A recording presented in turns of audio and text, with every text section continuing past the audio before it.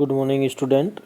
आज अपन mount Everest की ऊंचाई में हुई वृद्धि उसके बारे में चर्चा करेंगे। ये टॉपिक वर्तमान में चर्चा का विषय है।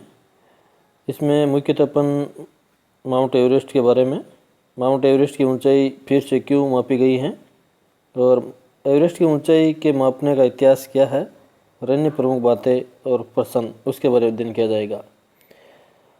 हाल ही में नेपाल और चीन ने संयुक्त रूप से माउंट एवरेस्ट की संशोधित ऊंचाई का ऐलान किया है।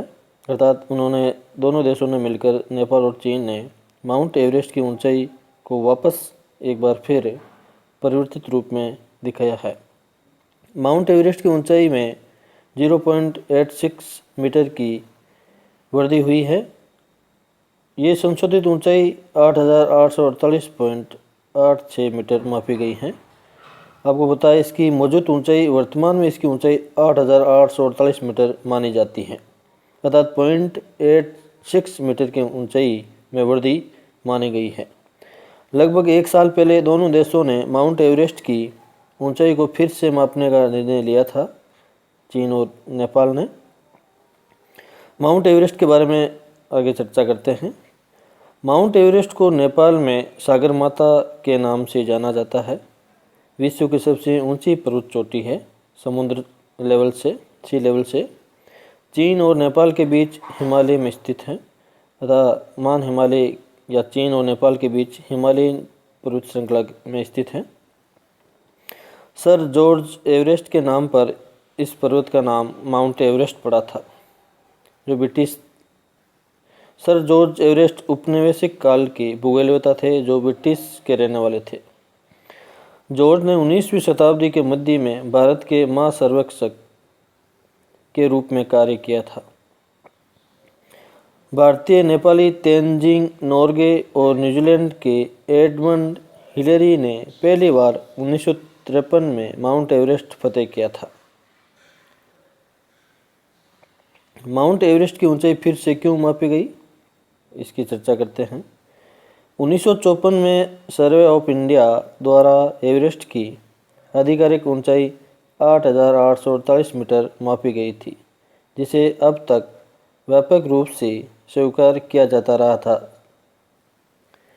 ऐसा माना जाता है कि 2015 में नेपाल में भूकंप आने की वजह से एवरेस्ट की ऊंचाई में बदलाव आया है, इसलिए इसका मापन फिर से करने का निर्णय चीन और नेपाल दोनों देशों ने लिया था। इसके पुनर्मापन से संबंधित दूसरी बहस इसकी ऊंचाई के आधार को लेकर चीन और नेपाल के बीच वर्षों से थी। चीन इसकी ऊंचाई का आधार रॉक हाइट मानता था, जबकि नेपाल इसकी ऊंचाई का आधार स्नो हाइट को मानता था। चीन का कहना था कि एवरेस्ट की रॉक हाइट 8,848.43 मीटर है, जबकि नेपाल का कहना था कि एवरेस्ट की स्नो हाइट 8,848 मीटर है। यानी नेपाल का कहना था कि बर्फ़ पड़ने के बाद एवरेस्ट की ऊंचाई बढ़कर 8,848 मीटर हो जाती है। दोनों देशों ने 2014 में एक दूसरे के दावे को स्वीकार करते हुए इस मुद्दे को हल कर लिया था। 2019 में जब चीन के राष्ट्रपति ने नेपाल की यात्रा की, तब दोनों देशों ने मिलकर एवरेस्ट की ऊंचाई को फिर से मापने का निर्णय लिया था। इसका तीसरा कारण यह बताया जा रहा है कि पर्वत की ऊंचाई का मापन पहले भारतीयों, अमेरिकन और यूरोपियन द्वारा किया गया था, अतः नेपाल और चीन द्वारा इसका मापन करना दोनों देशों के लिए गर्व की बात होगी। एवरेस्ट की ऊंचाई के मापन का इतिहास क्या है? इसकी ऊंचाई के मापन का काम गंभीरता से 1847 में शुरू किया गया था। भारत के रॉयल महासर्वेक्षक एंड्रू वाग के नेतृत्व में या उनकी टीम ने खोज किया और बताया कि पीक 15 विश्व का सबसे ऊंचा पर्वत है। उस समय माउंट एवरेस्ट को पीक 15 ही कहा जाता था। इस खोज से पहले माउंट कंचनजंगा, जो विश्व में सबसे ऊंचा पर्वत माना जाता था, जिसकी ऊंचाई 8,582 मीटर है।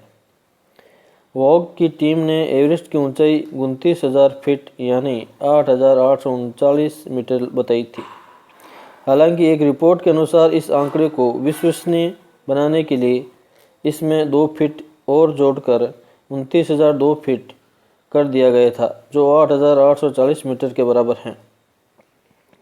ब्रिटिश सरकार के दौरान भारत के माँ सर्वेक्षक द्वारा किया गए सर्वे के अनुसार इसकी ऊंचाई 8,848 मीटर थी, जो वर्तमान में पूरे विश्व में स्वीकार्य है। यह सर्वे ट्रिग्नोमेट्रिक कैलकुलेशन पर आधारित था। इस सर्वे को great trigonometric survey of India कहा जाता है। विश्व की दूसरी सबसे ऊंची पर्वत चोटी K2 गार्डियन ऑस्टिन है। इसकी ऊंचाई 8,611 मीटर है, जो पाक अधिकृत कश्मीर POK में स्थित है। पाक ऑक्युपाइड कश्मीर में स्थित है। इस प्रश्न कौन सा कथन असत्य है वो आपको बताना है। माउंट एवरेस्ट का नाम सर जॉर्ज एवरेस्ट के नाम पर रखा गया है, नंबर 1। नंबर 2, विश्व की दूसरी सबसे ऊंची पर्वत चोटी K2 या गार्डियन ऑस्टिन है। माउंट एवरेस्ट को नेपाल में सागरमाथा के नाम से जाना जाता है। और चौथा, माउंट एवरेस्ट पाक अधिकृत कश्मीर POK में स्थित है। इनमें से कौन सा कथन असत्य है वो आपको इनबॉक्स में मेल या मैसेज करके बताना है।